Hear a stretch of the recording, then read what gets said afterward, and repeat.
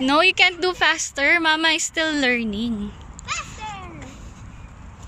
Hello everyone, we're here and we're bicycling. It's a good weather today. Maganda ang araw, malamig pero maaraw. At first time na magbibisikleta ni Mama.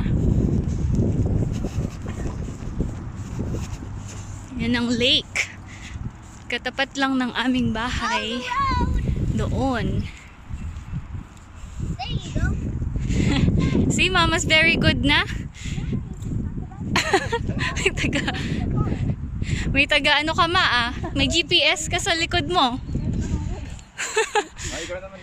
Ayoko, ikaw na lang. Ayaw mo ba? Huwag kayong lumapit dyan, may tusok.